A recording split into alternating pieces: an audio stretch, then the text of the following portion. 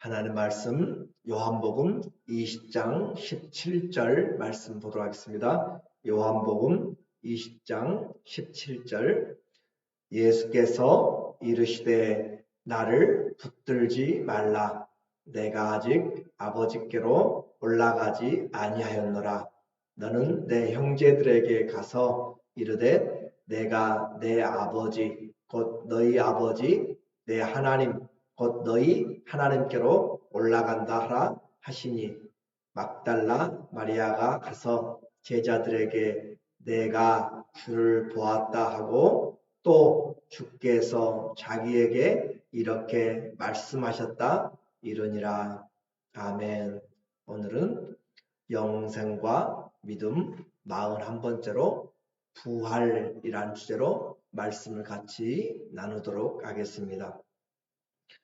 예수님의 십자가는 구원의 완성을 이루었다라고 이야기했어요. 구원의 성취, 다 이루었다 하심으로 하나님의 구원의 계획을 완성하신 것이에요. 십자가에서 죽으실 때 영적인 일들이 많이 일어났죠. 그래서 성전의 지성소의 그 휘장이 위에서부터 아래까지 찢어졌는데 그것은 죄로 인해서 하나님과 사람 사이에 막혔던 그 담이 허물어진 것을 통하여 우리가 새롭고 산 길, 그 예수 그리스도의 육체가 찢어진 것을 통하여 하나님의 그 앞으로 구원의 은혜 앞으로 나갈 수가 있는 그 길이 열리게 되었습니다. 이제 예수님이 십자가에 죽으시고 무덤에 장사 지낸 바 됐는데 제자들은 예수님을 유대의 법대로 장례 법대로 향품과 세마포를 입히고 예수님을 장례하였습니다.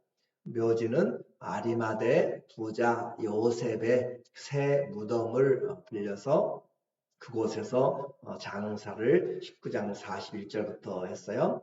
이것은 이사야 선지자의 말씀을 쫓아서 그가 함께 악인과 함께 죽음에 이르렀고 또 그 무덤이 부자와 함께 부자의 묘실에 묻혔다라고 하는 걸 통하여 온전히 성취하신 것을 말하고 있죠.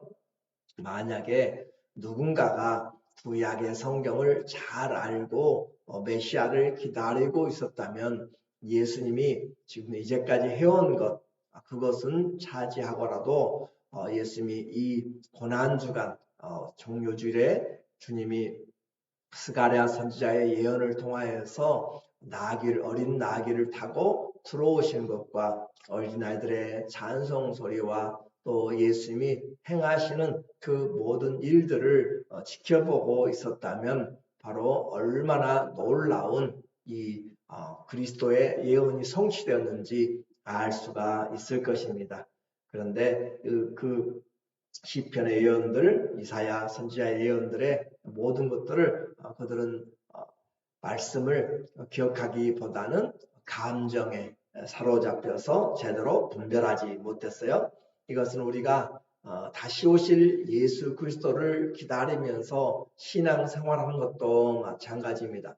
보여지는 현상과 어려움과 또 여러 일들에 인하여서 사건과 사람들의 해석과 그런 분위기로 쫓아가는 것이 아니라 하나님의 말씀의 계시들을 쫓아서 처처에서 전쟁과 기근과 거짓 선지자들과 적그리스도들이 많은 거짓 그리스도들이 나타나게 되고 그리고 온 세상에 복음이 전파되는 그것들을 통하여 마침내 적그리스도가 하나님의 성전에 서서 그가 하나님보다 높이 자칭 하나님이라 칭하는 그런 자가 나타날 때 우리는 이런 세상의 모든 것들을 분별하면서 때가 그리스도의 바로 그 문 앞에 이르렀음을 주의 재림이 문 앞에 이르렀음을 알게 되고 종말을 준비하게 되는 그런 신앙을 우리가 보아야 될 것을 이 그리스도의 죽음을 통하여서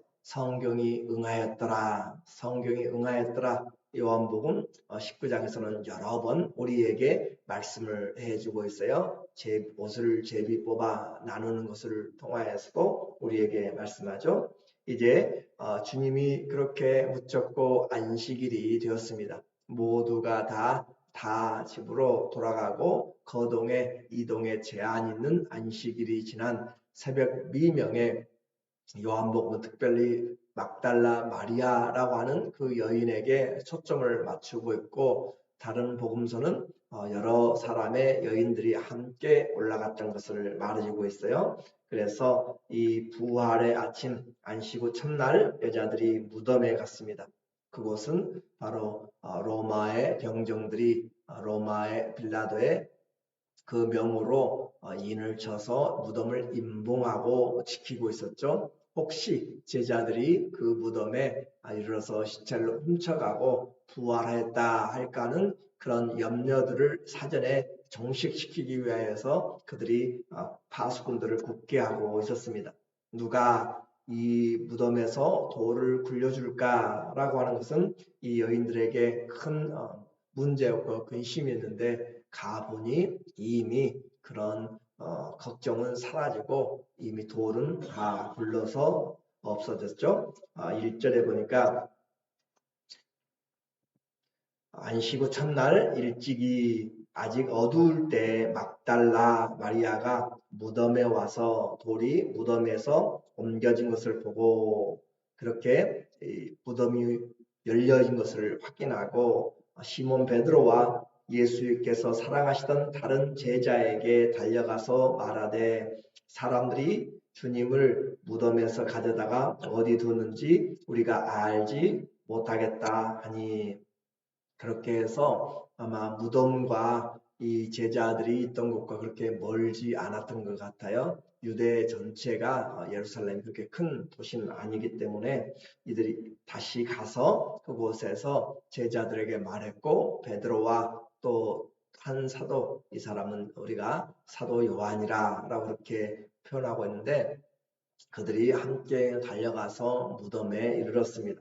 그들도 무덤을 보았을 때 아무 예수님의 흔적은 없었고 세마포만 예수님을 쌌던 세마포만 한쪽에 그렇게 있었죠. 이렇게 주님의 빈 무덤을 그들이 보게 되었어요. 7절에 6절에 시몬 베드로는 따라와서 무덤에 들어가 보니 세마포가 놓였고 또 머리를 쌌던 수건은 세마포와 함께 놓이지 않고 딴 곳에 쌌던 대로 놓여 있더라.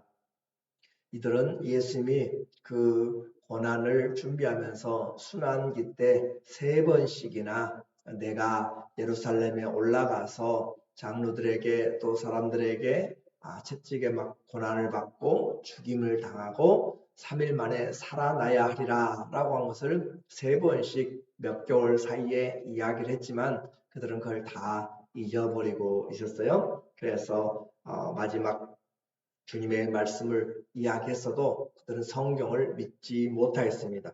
9절에 보면 그들은 성경에 그가 죽은 자 가운데서 다시 살아나야 하리라 하신 말씀을 아직 알지 못하더라. 예수님이 이미 부활하셨지만 이 하나님의 말씀을 그들이 경험하지 못했을 때, 믿지 못했을 때 그 부활의 기쁨은 그들에게 있지 않았습니다.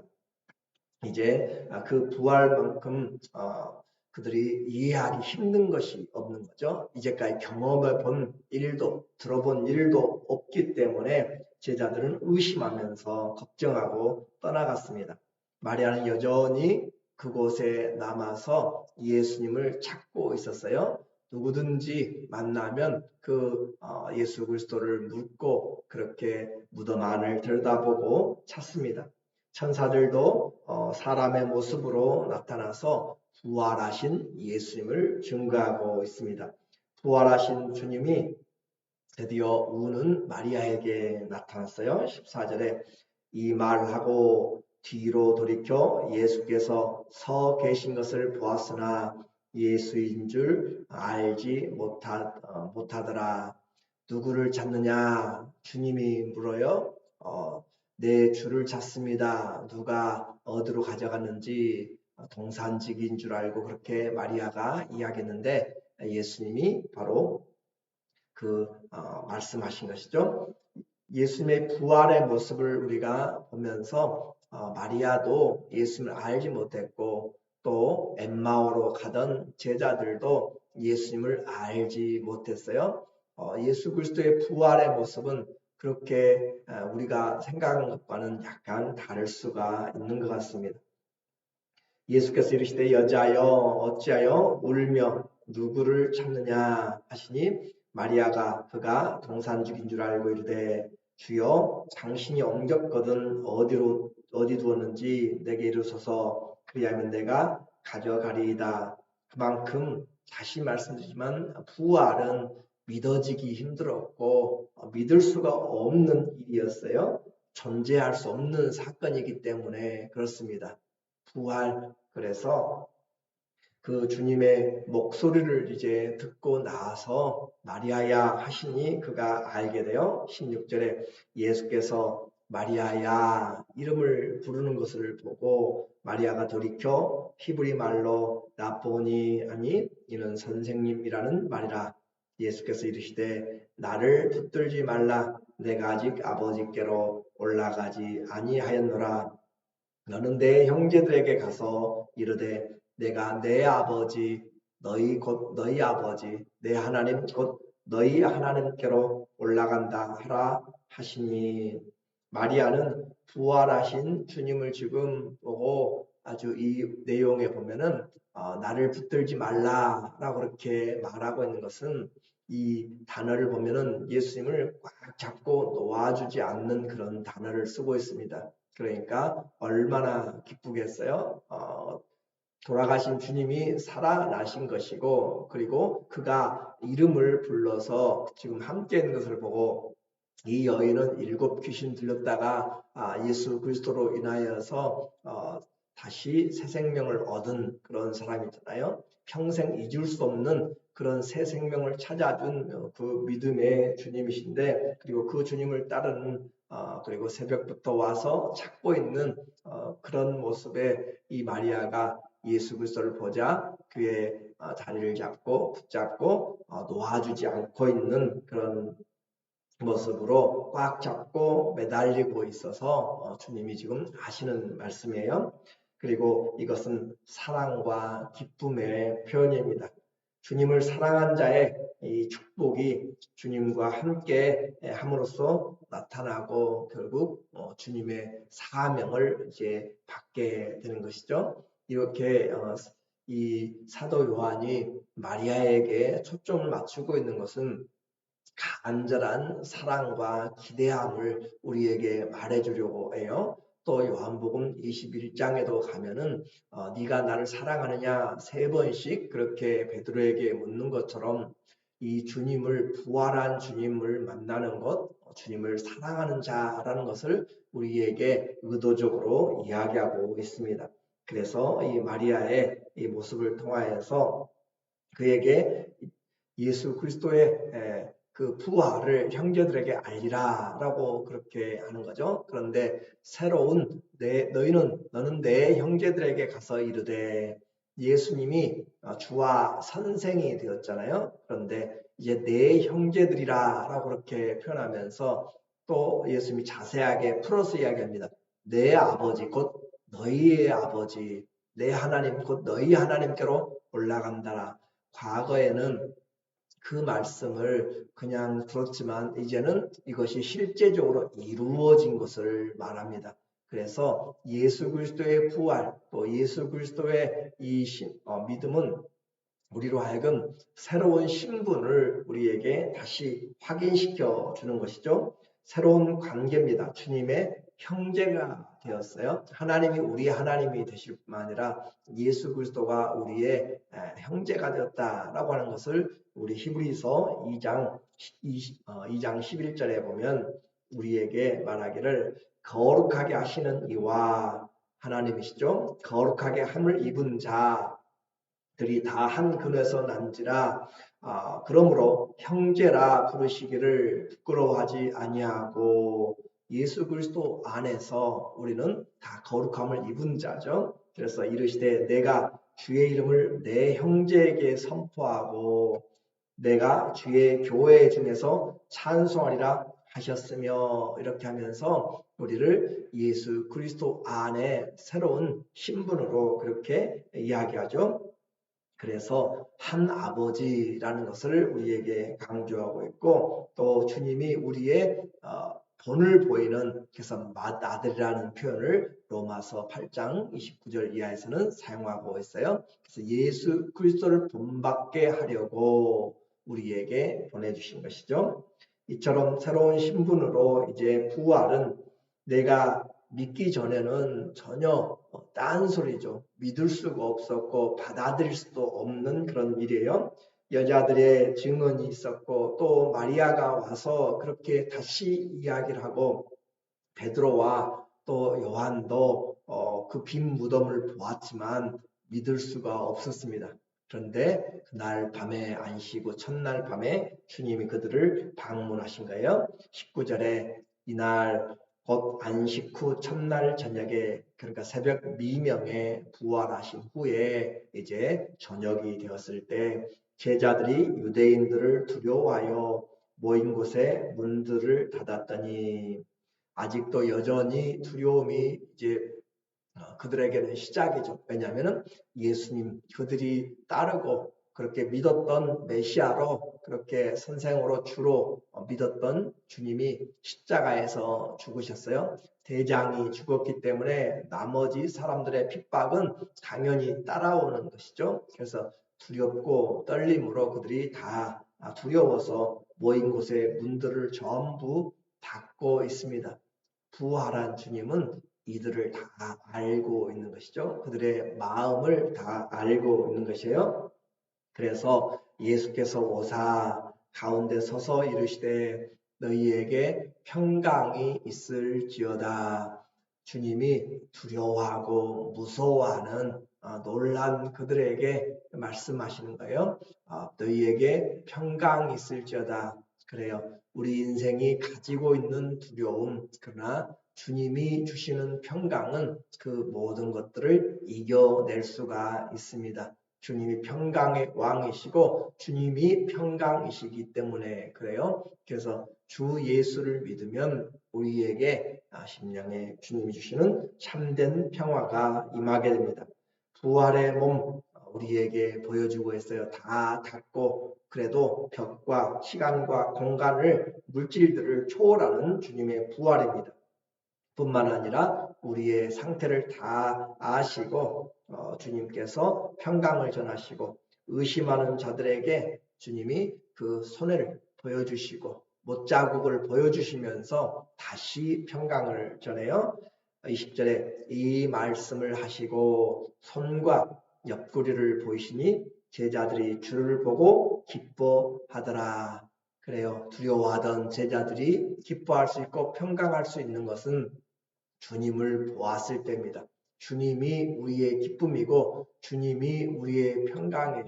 우리의 모든 삶에서 예수 그리스도, 그분이 우리에게 기쁨이 되고 그분의 말씀이 우리에게 평강을 줘요. 21절에 예수께서 또 이르시되 너희에게 평강이 있을지어다. 아버지께서 나를 보내신 것 같이 나도 너희를 보내노라.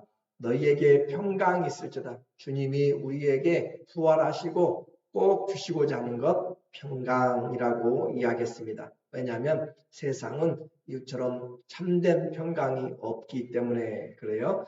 아버지께서 나를 보내신 것 같이 나도 너희를 보내노라. 대사명을 우리에게 준 거죠. 아버지께서 예수님을 보내신 것 같이 나도 너희를 보낸다.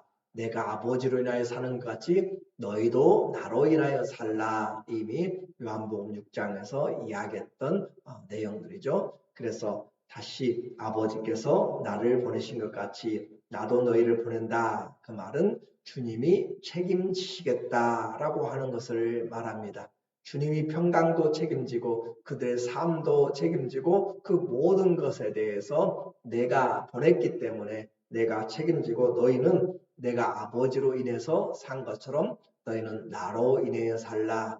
그러므로 부활한 주님을 믿는 우리 모두는 주님께로부터 보내심을 입은 자고 주님으로 인하여서 사는 자입니다. 그래서 새로운 사명이 수여가 된 것이에요. 그래서 부활의 주님이 우리 인생을 송두리째 다 바꾸어 놓았습니다. 이제는 두려움이 아니라 기쁨이 왔고 또 평강이 왔습니다.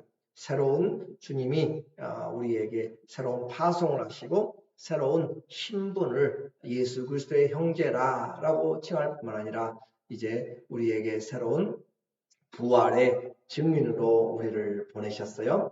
우리의 모든 인생의 삶에서 예수님 자신이 우리 안에 또 우리와 함께 계신 것을 믿으면서 주의 말씀으로 평강을 얻고 또 예수님으로 인하여서 기쁨이 우리 가운데 충만한 그런 믿음의 삶, 오늘도 부활하신 주님과 동행하는 그런 신앙이 되시기를 예수님 이름으로 간절히 축원합니다. 기도하겠습니다.